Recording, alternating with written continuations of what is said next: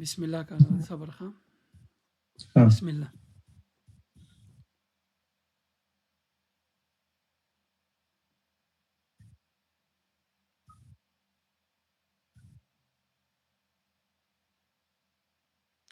صفحه صاحب لایو یو بخیر.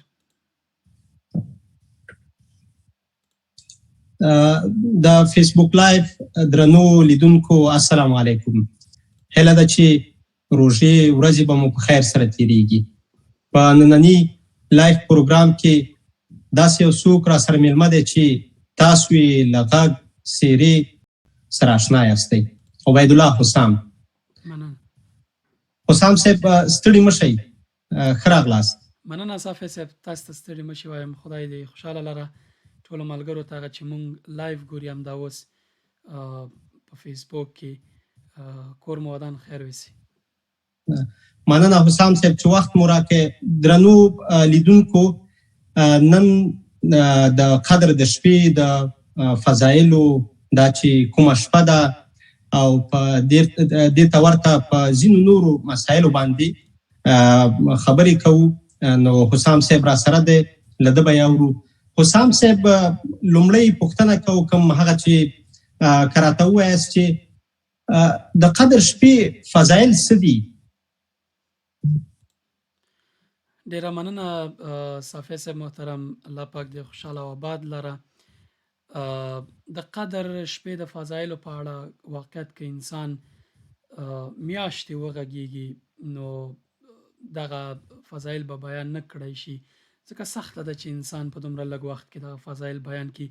خو تر ټولو هغه عمده ټکي چې زه درته بیانوم او هغه دا دي چې هغه نچوړې درته وایم، هغه دا دي چې د قدر شپه کې تر ټولو لوی او معظم او مبارک کتاب قرآن کریم نازل شوی دی. په روژه مبارکه کې بیا د قدر په شپه باندې د دې کتاب د نزول هغه سلسله پیل شوې ده او پوره شوې ده. ترڅنګ په دې میاشتې ته الله پاک دومره دغه ورکړی فضیلت او برکت او هغه ارزښت ورکړی دی چې الله پاک په خپله تر 1000 میاشتو غوره بللې ده. د سورة القدر کې الله پاک فرمایي چې انا انزلناه فی لیلة القدر وما ادراک ما لیلة القدر لیلة القدر خیر من 1000 شهر. دغه شپه چې موږ پکې قرآن نازل کړی دی تر 1000 شپو تر 1000 میاشتو غوره ده. 1000 میاشتې موږ او تاسې که چېرته وګورو 3 کاله کېږي، نو دغه د قدر شپه کې عبادت دغه یوه شپه د دې شپې عبادتونو معادل دي د 3 کلونو څه باندې عبادت، یا د 1000 میاشتو یا تر هغې لا نور. بله مهمه خبره دا ده چې د دې مبارکه شپه کې د انسانانو تقدیر لیکل کېږي. هغه د انسانانو د ټول کال لپاره د دوی تقدیر او د دوی هغه څه به کېږي، څوک به فقیر کېږي، څوک به غني کېږي، څوک به مري، څوک به ژوندی کېږي، څوک به پیدا کېږي، چېرته به جګړه کېږي، چېرته به سوله وي او همدغسې نور مسایل. د دې ترڅنګ په دغه شپه کې جبرائیل امین علیه السلام او ټولې ملایکې ځمکې ته راکوزیږي، د الله پاک برکتونه راویشي په ځمکه ویشي راوړي په ځمکه ویشي، ترڅنګ سکوني، ډاډي، امني، خوشحالي، صفایي، رڼایي، هر څه یې. نو دا ډېره د قدر او د ارزښت نه ډکه شپه ده چې موږ او تاسې بیا په نن سلسله کې انشاءالله پرې بحث کوو. ډېره زیاته مننه حسام صاحب. نورې پوښتنې هم شته د قدر شپې په تړاو. درنو لیدونکو، همدا شیبه چې تاسو موږ لایف ګورئ نو هیله ده چې له نورو سره هم شریک کړئ تر څو تاسو هم په ثواب کې شریک شئ او تر نورو ورسیږي. او حسام صاحب بله پوښتنه دا ده چې کومه شپه کې د قدر شپه ده؟ صافی صاحب مننه، ډېره ښکلې پوښتنه دې وکړه. قدر شپه یو حکمت لري. هغه حکمت یې دا دی چې دا د قدر شپه مخفي شوې ده، ورکه شوې ده په دې شپو کې. هغه داسې چې رسول الله صلی الله علیه وسلم یو ورځ غوښتل چې خپلو صحابه رضی الله عنهم ته دغه شپې فضایل بیان کړي او ورته ووایي چې دا شپه کومه شپه کې ده د روژې. دغه بحث کې و چې یو څه جنجال پیښ شو چې پیغمبر صلی الله علیه وسلم کله بیرته د دې موضوع ته راتو نو هیره وتې وه، یاد یې وته. په دې کې حکمت دا دی، الله پاک پکې یو حکمت اچولی دی. هغه حکمت دا دی چې د قدر شپه الله پاک د یو لوی حکمت دپاره پټه کړې ده په دې شپو کې. احادیث په اړه ډېر راغلي دي، مثلا احادیثو کې واضح شوې ده، خو دا شپه په حقیقت کې په دغه شپو کې مخفي شوې ده په ټوله روژه کې. بیا یې د روژې په وروستیو لسو شپو کې، بیا په هغې کې په طاق شپو کې، هغه په دې خاطر چې الله پاک انسانان هڅوي چې دوامداره او مستمر عبادتونه وکړي. په دې معنی چې که دا شپه یوه شپه کې مشخصه وي، موږ ویلي چې یاره دا شپه په 28مه شپه ده یا په مشخص ډول په 28مه شپه ده، نو بیا خو به خلکو همغه شپو ته ټول په تمه وو چې کله دغه شپه راتلی عبادتونه به یې کول، بیا به هغې نه بعد چې عبادت نه کوو یا ټول به همدغې تنبلۍ ته ناست وو چې یاره دا شپه ده. نو الله پاک یو حکمت له مخې دا شپه مخفي کړې ده. نو همدغې په خاطر د پیغمبر صلی الله علیه وسلم چې غوښتل په دې شپه باندې وضاحت وکړي د دې شپې په اړه، الله پاک دغه شپه پټه کړه، د ده له ذهن نه ویستله او دغه شپه مخفي ده. حدیث شریف کې راځي چې ګڼه حدیث راځي چې د روژې اخرو لسو شپو کې، بیا په طاق شپو کې، بیا په طاق کې مثلا 21مه 23مه 25مه 28مه او یا 29مه دغه شپو کې ده. بیا ډېر احتمال چې په حدیثو کې هغه سړی مطالعه کوي، سړي ته دا وضاحت ښکاري چې ډېر احتمال مثلا په دغه طاق شپو کې ده، بیا په طاق شپو کې 28مه شپه. خو اوس که چېرته مثلا روژه لنډیږي، مونږ به نه پوهېږو چې دا 28مه کومه او 28مه کومه. د همدې دپاره بهترینه طریقه دا ده چې د لسمې نه هاخوا ته مونږ هغه ملا وتړو د دې شپې په موندلو دپاره. هره شپه په دې نیت باندې عبادت وکړو چې یاره نن شپه به د قدر شپه وي، ځکه که دغه شپه مونږ ومومو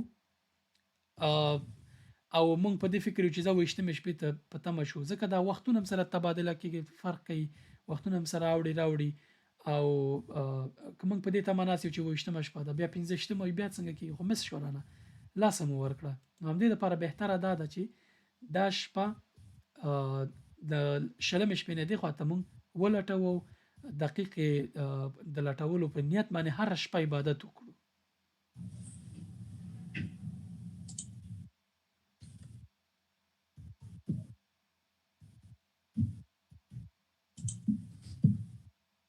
بله حسام صاحب ستاسې غږ پرې شو. الله دې وکړي چې د قدر شپې دغه عبادتونه موږ متواتر وکړو تر څو د قدر شپه هم په نصیب شي. حسام صاحب زما غږ اورئ؟ واورم زه. نو بلې پوښتنې ته تر هغې چې بلې پوښتنې ته راځو، له درنو لیدونکو څخه غواړم چې دغه پروګرام لایف پروګرام له نورو سره هم شریک کړئ تر څو بیا هم وایم چې تر نورو ورسیږي، تاسو هم په دغه ثواب کې شریک شئ. درېیمه پوښتنه که وکړم، ولې دا شپه مشخصه شوې یعنې ځانګړې شوې نه ده چې کومه شپه کې ده؟ صافی صاحب د هغې حکمت ما تېر خبرو کې مو ورته اشاره وکړه. حکمت یې دا دی چې الله پاک غواړي چې موږ وهڅوي د دې شپې عبادت ته، یا په دغه شپې موندلو دپاره موږ دوامداره عبادت وکړو. مثلا عبادت کې موږ هغه شوق ولرو، دوام پکې پیدا شي، او د همدې دپاره دا شپه د نورو شپو په منځ کې مخفي شوې ده. که چېرته معلومه وی خو ټول به پوهېده چې دا شپه ده، همغې شپې ته به ټول ناستو عبادت به یې کوو. نو الله پاک د یوه حکمت له مخې دا شپه په روژه کې پټه کړې ده، خصوصا په آخرو شپو کې چې حدیثو کې راځي چې آخري 10 شپو کې، بیا طاق شپو کې، بیا 28مه شپه. نو ښه دا د زما مشوره ټولو ملګرو ته دا ده چې د دې شپې د عبادت لپاره دوی هره شپه په دې نیت عبادت وکړي چې یاره همدا د قدر شپه ده. یو خو بیا ډېر عبادتونه کړي، بل به د قدر شپه موندلي. که چېرته د قدر شپه دوی ونه مومي، په دې فکر چې 28مه شپه ده، بیا 25مه شپه، بیا به که نه یي په دغه شپه کې بیا څنګه، بل که روژه لنډه شي طاق او جفت سړی نه غلطېږي، ځکه موږ به وایو چې دا 28مه او هغه به 28مه وي، موږ به وایو دا 25مه او 26مه وي. نو ښه دا ده چې آخرو 10 شپو کې موږ دا شپه ولټو.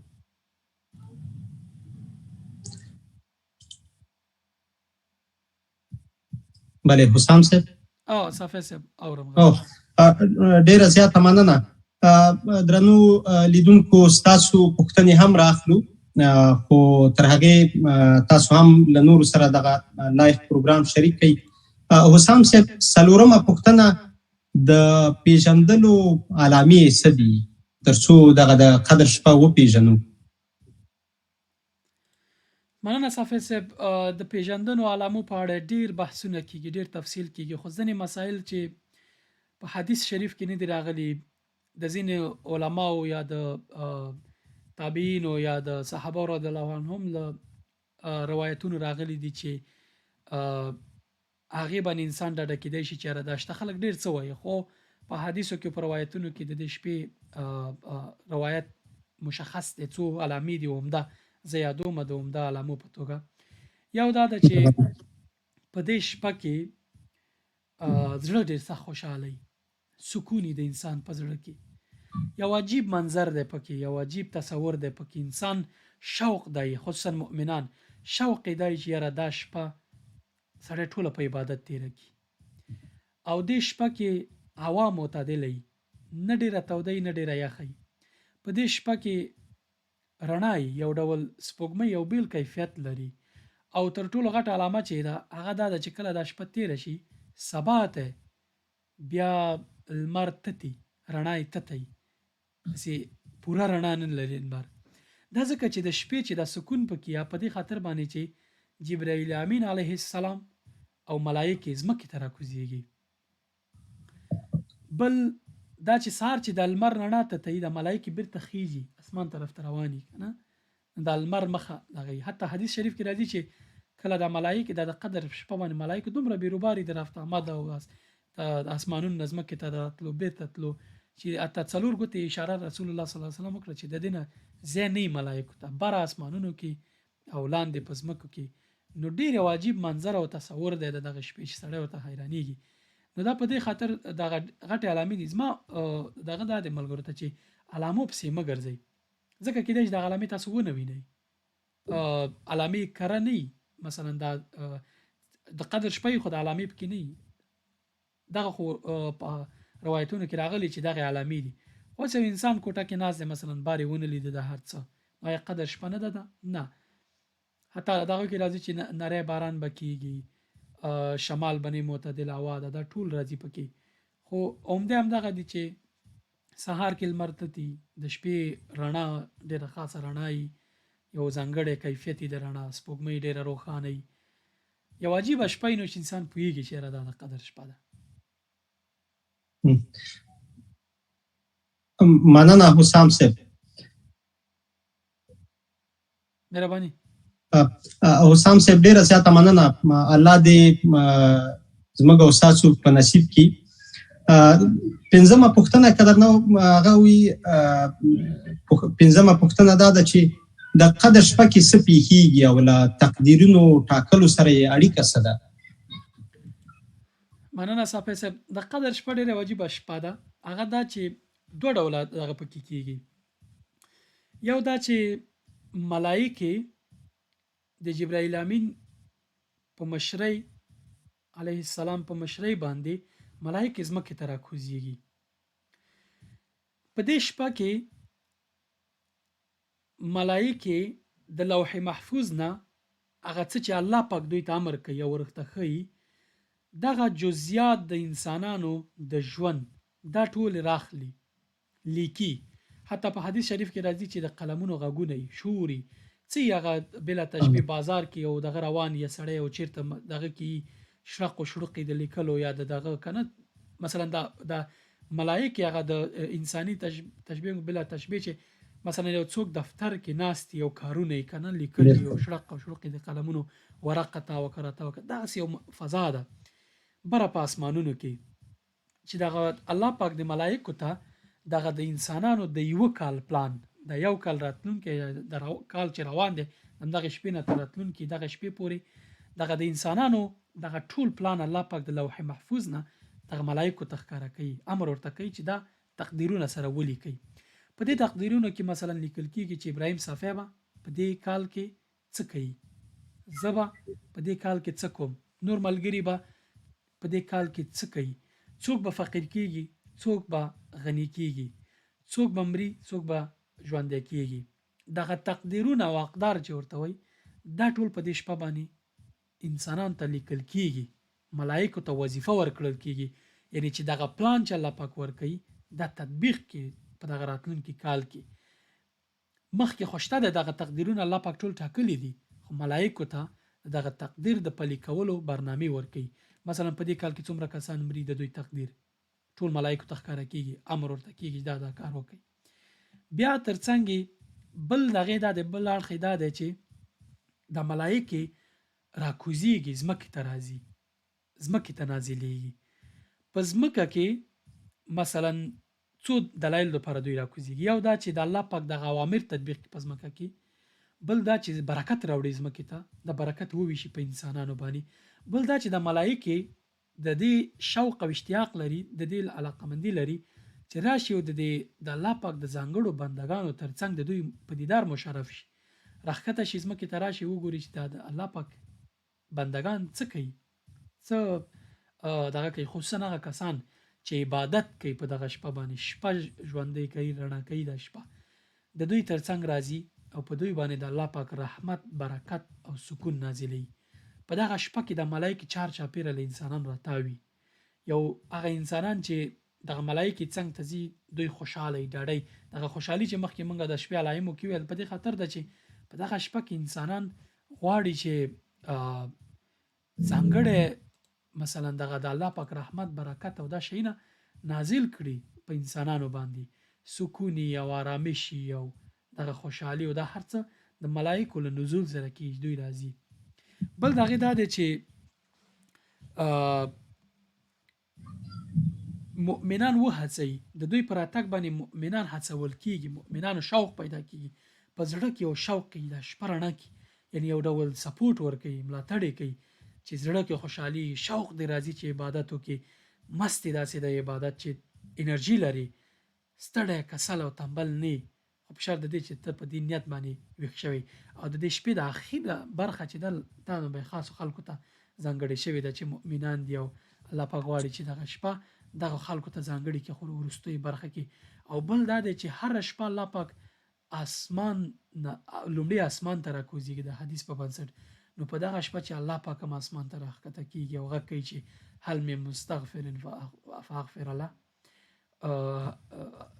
آیا څوک شته دی چې بخښنه وغواړي چې زه ورته بخښنه وکړم، آیا څوک شته چې دعا وغواړي چې زه ورته دعا وکړم، دعا یې ومنم. نو زما ملګرو ته دا خواست دی چې په دې شپه کې څومره چې کولی شئ عبادتونه وکړئ، ذکر او اذکار وکړئ، او ترڅنګ مثلا نور هغه ذکر او اذکار چې دی، دعاګانې دي، هر مشکل چې لرئ، د سولې مشکل نشته، امنیت نشته، فقر دی، په همدا شپه ده کنه راځئ د وطن دپاره، د خلکو دپاره، د ځان دپاره، د خپلو والدینو دپاره په همدې شپه عبادت وکړو. دا خو بهترینه شپه ده چې موږ پکې عبادت کوو، یو موقع ده چې کله په دې شپه موږ عبادت وکړو نو د زرو میاشتو عبادت به مو کړی په دې شپه کې.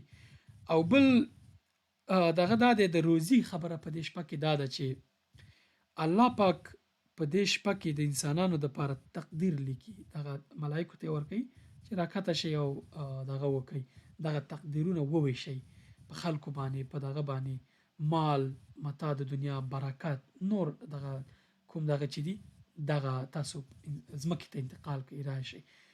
بیا چې کله سهار کې د ملایکې ځي، جبرائیل امین علیه السلام د دوی دغه ټولو ملایکو مشري کوي، دوی د انسانانو دغه عبادت کړه وړه ټول ریکارډ کوي، ټول ځان سره ثبتوي، بیا یې وړي بر اسمان ته انتقالوي. صافی صاحب مهرباني. ډیره زیاته مننه حسام صاحب، ډیر ښه معلومات وو. بله پوښتنه، کوم عملونه وکړو چې په دې شپه کې په دغه شپه کې یعنې کوم عملونه ترسره کړو؟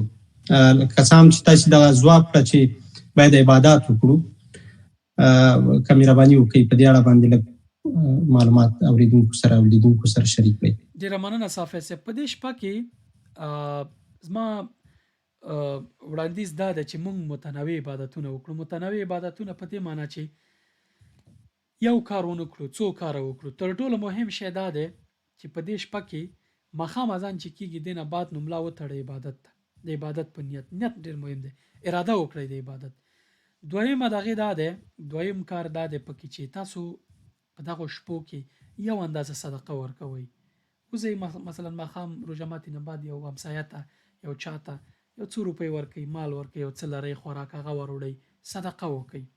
ورپسې قیام اللیل وکړئ. قیام اللیل دې ته وایي چې تراوو ته لاړ شئ. که ختمونه یې په دو شپو کې ختمونه وکړئ، که نه یې عادي تراوو ته لاړ شئ، په جمع باندې لمونځ وکړئ.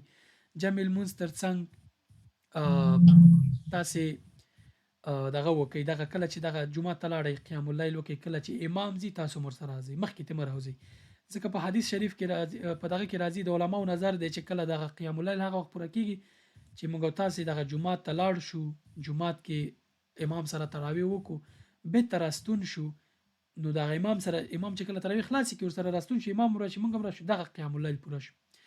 قیام اللیل نه وروسته چې کله کور ته راځو، نیمه سپاره یوه سپاره قرآن کریم تلاوت کړئ یا نفل وکړئ. ورپسې تاسې مثلا که خوب کوئ یو ساعت 2 ساعته خوب وکړئ، پیشنمي نه مخکې یو ساعت مخکې راویښ شئ یا نیم ساعت مخکې کښېنئ، په جاینماز باندې اودس وکړئ، یو څو رکعته تهجد لمونځ وکړئ، بیا کښېنئ، ذکر وکړئ، اذکار وکړئ، استغفار ووایئ، استغفر الله العظیم واتوب الیه. تر ټولو مهمه دا چې نور اذکار سبحان الله وبحمده سبحان الله العظیم دغه ټول وکړئ، ډیر زیات دوامداره، مثلا خدای سره راز نیاز وکړئ، الله پاک ته دعاګانې وکړئ، څه ارمان چې په زړه لرئ دا وکړئ. ورپسې بیا تاسې پیشنمي وکړئ. پیشنمي نه وروسته بیا قرآن کریم راواخلئ، تلاوت وکړئ تر دې پورې چې لمونځ وخت داخلېږي. لمونځ وخت چې داخل شو، لاړ شئ جومات ته، په جمع باندې لمونځ وکړئ. جمع لمونځ نه وروسته تاسو عبادت وکړئ، اذکار ووایئ، د سهار اذکار ووایئ، استغفار ووایئ، نور عبادتونه، قرآن کریم بیا ولولئ، که کولی شئ څومره چې قرآن کریم لوستلی شئ په دغه شپې ولولئ. بیا تر لمر ختو پورې جومات کې په تمه شئ. کله چې لمر راوختو 2 رکعته نفل وکړئ. 2 رکعته نفل چې مو وکړه د اشراق یا د سهار د لمر راختو د اشراق لمونځ چې مو کو، دغې نه بعد بیا راشئ کور ته، نو تاسې به 83 کاله یا 1000 میاشتې هره شپه همدغه عبادت کړئ، متنوع ښه د پلان مطابق همدغه عبادت وکړئ. ځان سره ولیکئ، یو تقسیم اوقات کې ولیکئ، هره شپه همدغه کار کوئ. 10 شپې دي، باور وکړئ ډېر په اسانۍ باندې تېرېږي او انسان غفلت ونه کړي. یعنې دا داسې یو موقع ده چې یو انسان تا ته وایي چې یاره په دغه شپه کې یوه شپه ده چې ته پې جنت ته ځې، نو ته به دا یوه شپه رڼا کښېنه، یا 10 شپې دي دغه عبادت پې وکړه، جنت ته به ته ځې، نو دغه عبادت خو ته وکړه، ډېر متنوع عبادتونه او شوق او اشتیاق سره. الله پاک دې موږ ټولو ته توان راکړي چې په دغه شپو کې عبادتونه وکړو.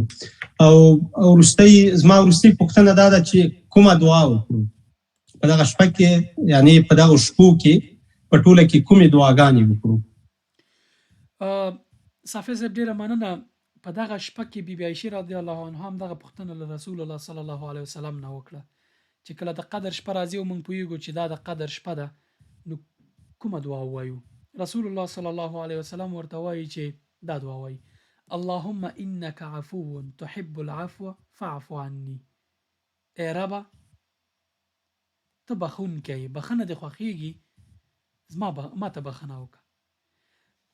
تر ټولو مهم شی په دې قدر شپه کې دا دی چې که دغه شپه کې مونږ دغه دعا، او دا دعا پورې منحصر نه ده چې تنه به دا دعا کو، دا هم کوو، نورې دعاګانې هم کوو، هر څه چې غواړئ له الله پاک نه وغواړئ. دا شپه د عبادتونو شپه ده، یوازې یوه دعا نه، هر عبادت چې مې مخکې پکې یاد کړو تاسې وکړئ. دعاګانو کې متنوع دعا په پښتو باندې، په دري باندې، چې کوم څه مو زده یي الله پاک نه دغه وغواړئ. تېر یوه کال کې تاسو یو هدف ترلاسه کوو، نه کامیابېدئ پکې، الله پاک نه وغواړئ چې دا هدف ماته دغه کا مهیا کا چې ما ترلاسه شي، الله پاک درته تقدیر کې ټاکي، ان شاء الله په دې کال کې به هغه ترلاسه کې. اولاد د چا نه کېږي، اولاد دپاره دعا وکړئ چې الله ماته اولاد راکړي، چې اولاد بې لارې خدای هدایت ورته وکړي په دغه شپه باندې. نورې دعاګانې، متنوع دعاګانې، هره دعا چې کوئ تر ټولو مهمه خبره دا ده چې دې شپه کې د بخښنې دعاګانې ډېرې کوئ. د قدر شپه باندې چې کله دغه شپه انسان ومومي او عبادت پکې وکړي، د تیر عمر ګناهونه ټول پکې بخښل کېږي. رسول الله صلی الله علیه وسلم په حدیث کې راغلی چې قدر شپه که چا ومونده په دې شپه کې، په روژه کې بیا په روژه کې په دې شپه کې تیر ګناهونه ټول بخښل کېږي. یعنی تیر ګناهونه که وبخښل شي نو تر دې بل څه غواړئ؟ علما وایي چې کله دغه ګناهونه ټول د الله پاک ته معلوم دي، په دې شپه کې الله پاک ټول بخښي. دغه د بخښنې چې راځي انسان ته، په دې کې یوازې حق العبدي نه بخښل کېږي، نور ټول ګناهونه کبیره حتی انسانانو ته بخښل کېږي، الله پاک یې بخښي. نو څومره ښه ده چې موږ د دې شپې نه استفادې باندې دغه ټول عمر چې ګناهونه کړي دغه الله پاک راته وبخښي او دا موقع له لاسه ورنکړو. معلومه نه ده چې بیا راتلونکي روژې پورې موږ او تاسې ژوندي پاتې کېږو که نه. نو ښه ده چې دا شپه رڼا کړو او دې شپه کې موږ عبادت وکړو، او چې عبادت کوو ټول ګناهونه به مو تېره کال کې بخښل کېږي یا عمر کې. او تر ټولو مهمه دا چې راتلونکي ژوند کې به بریالي انسانان یاستو، الله پاک ته نږدې د الله پاک مقربه بندگان به یاستو، ځکه چې راتلونکي کال چې کوم پلانګذاري کېږي د عبادتونه به زموږ پلانګذاري کې حتما تاثیر لري انشاءالله، چې الله پاک پوهېږي چې دا بنده دا شپه رڼا کوي، په دې شپه کې دا بنده ته دغه ځانګړتیاوې دي. او بل دا چې زموږ ریکارډ به ورسره ډېر پوخ شي، زموږ هغه اکاونټ به د حسناتو د اجر نه ډک شي، چې موږ به میلیاردران شو په حقیقت کې د اجر لار یا ټریلیونران. نو دغه شپه چې دا ډېره ځانګړې شپه ده او ډېر خاصه شپه ده چې څومره سړی ووایي، خو بالاخره دا چې نشم کولی د دغه شپې د فضایلو په اړه درته ووایم. صفي صاحب او نورو ملګرو ډېره زیاته مننه حسام صاحب. زما پوښتنې خو زیاتې وې، له حوصلې مو مننه. ځینو کسانو ځینو ورونو پوښتنې کړي دي، ځینې خو ځواب شوې. یو دوه پوښتنې چې ما راواخیستې، یو ورور لیکلي وایي زه په اعتکاف کې یم، ناستې مو کله کله وایي په فیسبوک او یا په ځینو نورو ټولنیزو رسنیو کې دیني مسایل وایي ګورم، وایي آیا دا جواز لري؟ یعنی د دې کتل هدف دا دی چې کتل خو کومه ګناه نه لري. هله ده که په دې تړاو وایي پوښتنه مې ځواب شي. محترم ورور، الله پاک دې ستا اعتکاف قبول کړي او د نورو ټولو دوستانو چې اعتکاف یې کړی. زما هیر شو چې ووایم تر ټولو ښه کار بل چې په دې مبارکه میاشت کې بیا په لاسو اخري شپو کې مونږ کولی شو اعتکاف دی. د اعتکاف ښه والی څه دی چې مونږ به حتما انشاءالله چې دغه لاسو اخري شپو کې اعتکاف کوو، د قدر شپه مومو، ځکه چې مونږ هره شپه جومات کې د عبادت په نیت ناست یو او عبادت کوو. نو چې عادي عبادتونه کوو د قدر شپه مونږ مومو انشاءالله. هغوی چې اعتکاف کوي بختور دي، ستاسې د الله پاک اعتکاف قبول کړي او موږ له دعا هیر نه کړئ. وروره که چېرته ته په اعتکاف کې مشکل نشته چې ته دغه وکارې، خو شرط دا دی چې ته به مثلا لهو لعب نه ګوري. دا ځانګړی د عبادت دپاره دغه دی. که ته دیني ویډیو ګوري هم په عبادت کې درته انشاءالله حسابېږي، خو دغه به نه کوې چې مثلا ته موسیقي باب یا دغه شی نه درنه پلی شي یا واوري یا لهو لعب چې هغه شی نه ستا وخت ضایع کوي، ځکه دا ستا وخت طلایي دی چې ته پکې اعتکاف کې ناست یې. نو دغه شی نه که ته نه کوې او مثلا موبایل د دې دپاره کارې چې دیني موضوعات پکې واوري یا تلاوت پکې وکړي، قرآن کریم به حتما تلاوت کې، یا که دې دپاره چې مثلا دیني ویډیوګانې پکې ګوري، درسونه پکې اوري، بیا هیڅ مشکل نه لري، کولی شي چې دغه وکارې موبایل وکارې په اعتکاف کې. ډېره زیاته مننه حسام صاحب. وروستۍ پوښتنه به راواخلو. نو نورې پوښتنې چې لکه مخکې چې مې وویل شوي دي هغه تر ډېره ځواب شوې. مخکې زما په پوښتنو کې هغه د لیدونکو پوښتنې ځواب شوي دي. وروستۍ پوښتنه یو ورور پوښتنه کړې ده، وایي د شپې کومه حصه به وي؟ مننه صافی صاحب. ورور د شپې له شپې نه شروع کېږي. نو شپه زموږ او ستاسې څه وخت نه شروع کېږي؟ ماښام اذان نه بعد شپه ده، همدغې ځای نه شروع کېږي او د سهار تر دغه پورې ده، تر لمر ختو پورې ده. زه د دې شپې په اړه د قرآن کریم څو آیتونه درته وایم، ما ځان سره دلته دغه کړي دي. اعوذ بالله من الشیطان الرجیم. زه به دا دغه د قدر شپې په اړه دغه څو آیتونه دي دا ترجمه کومه، تر څو ملګرو ته واضح دغه وشي چې دغه زموږ د خبرو د ځینو خبرو اثبات دپاره قرآن کریم آیتونه دلایل دي چې زه دا اوس وایم انشاءالله. بالکل. اعوذ بالله من الشیطان الرجیم انا انزلناه فی لیلة مبارکه. مونږ دغه قرآن کریم په مبارکه شپه باندې نازل کړی دی. انا كنا منذرین، ځکه چې موږ د خلکو د تنبیه لپاره دغه کار کوو. یعنې دغه قرآن کریم که موږ نازل کړی دی خلکو تنبیه لپاره دی چې موږ دغه قرآن نازل کړی دی. فیها یفرق کل امر حکیم، په دې شپه کې د هر معاملې د هر کار فیصله په حکمت ولاړه صادریږي. ان د الله پاک حکمت باندې ولاړې فیصلې په دغه شپه کې کیږي. هماغه چې مخکې ویل د رزق تقسیمول، فقیر او غنی معلومول یا دغه کول، دا ټول مرګ، ژوند، نور تقدیرونه، دا ټول تقدیرونه په دغه شپه کې د حکمت په بنسټ باندې کیږي. په دې کې د الله پاک حکمت دی. حسام صاحب پاتې د صافی صاحب لږ بل دغه وایم. اعوذ بالله من الشیطان الرجیم امرا من عندنا انا كنا مرسلین. زموږ په امر د یو استازي لیږونکي یو، یعنی مونږ دنیا ته یو استازی استوو چې اشاره جبرائیل امین علیه السلام ته کیدای شي یا بل الله پاک مراد چې هرڅي. دغه ټول استازي یا دغه پیغمبر صلی الله علیه وسلم چې الله پاک راغلی، د دې ټولو هدف همدا دی چې زموږ امر تاسو ته ورسي. قدر په شپه باندې ملایکې او په نور وخت کې رسول الله صلی الله علیه وسلم. رحمتا من ربک انه هو السمیع العلیم. رحمت د ربنا، یعنی په دغه شپه باندې به رحمتونه الله پاک نازلوي. د رحمت په توګه دغه قرآن کریم نازل شوی دی په موږ او تاسې باندې او په رسول الله صلی الله علیه وسلم باندې او زموږ او تاسې لپاره. باوري ډول هماغه د هر څه اورېدونکی او په هر څه پوهېدونکی دی الله پاک. رب السماوات والارض وما بینهما ان کنتم موقنین. د اسمانونو او د ځمکې رب دی او هر هغه شی چې په دغه اسمانونو او ځمکې کې دي، او دغه الله پاک د ټولو خالق او رب دی. که تاسې چیرته رښتیا باور کوونکي یاستئ نو دغه نه ښکاري چې قدر شپه کې تقدیر هم ټاکل کېږي، رحمت هم نازلېږي او دغه ټول شیونه نازلېږي چې الله پاک موږ او تاسو ته ټاکي او موږ تاسو ته په اړه ویلي دي. صافی صاحب مهرباني. ډیره زیاته مننه حسام صاحب. هیله ده چې د لیدونکو پوښتنې هم ځواب شوي او وخت مو راکړ. ډیره زیاته مننه. الله پاک دې تاسو ته اجرونه درکړي. نو له دوستانو مو هم هیله دا ده چې موږ هم په خپلو دعاګانو کې په یاد ولري. هغه دوستان نه بخښنه غواړو چې د دوی ټولې پوښتنې نه دي ځواب شوي، او که چېرته وخت وي صافی صاحب تاسو سره یو 10 دقیقو نورو پورې هم کولی شو ملګرو پوښتنې راواخلو. ځینې داسې پوښتنې وي چې هغه حسام صاحب ځواب شوي دي. نو زه بیا هم ګورم. یو ورور لیکلی دي که څوک یعنی میاشتنی تکلیف ولري، هدف یعنی د میرمنو دی، نو هغوی څه کولی شي؟ هغوی کولی شي چې دغه ټول عبادتونه وکړي. قرآن کریم د نه لمس کوي، قرآن کریم د نه لمس کوي. دعاګانې کولی شي، لمونځ د نه کوي، لمونځ خو ورته معاف دی.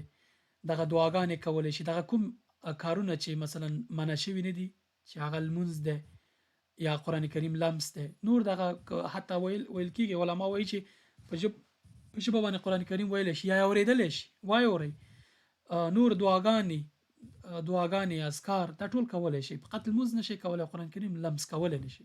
نو ټول عبادتونو باندې تاسو دا کولی او الله پاک به تاسو ته انشاءالله همدومره ثواب درکوي لکه نورو خلکو ته چې ورکوي. ځکه تاسو ملامت نه یاستئ، عذر دی، شرعي عذر دی، طبیعي پیښه ده، ستاسې د لاسه نه ده، خپله یو طبیعي روال دی. نو الله پاک به تاسو ته همدومره ثواب درکوي چې څومره مستحق تر دې ډېر. حسام صاحب زه خو چې دلته ګورم زما نورې پوښتنې تر سترګو نه کېږي. ځینې هغه پوښتنې وې چې هغه ځواب شوي دي او که ما نه یې لیدلي د هغه لیدونکو چې پوښتنې نه دي ځواب شوي په ډېرې بښنې سره. نو حسام صاحب ډېره زیاته مننه. بیا هم کور مو ودان، الله دې اجرونه درکړي. خوشحاله ارام او سوکاله اوسئ چې وخت مو راکړه او د قدر د شپې په اړه باندې مو له لیدونکو سره ګټور معلومات شریک کړل. ډېره مننه صافي صاحب. ملګرو نه مو غوښتنه دا ده که دې شپه کې عبادت کوي مو صافي صاحب ته او نورو ملګرو ته دعاګانې وکړي. ډیره زیاته مننه. کور مدان حسام السلام صاحب. علیکم. سلام درد- من الله علیکم ورحمة من لدنه وبرکاته. السلام علیکم.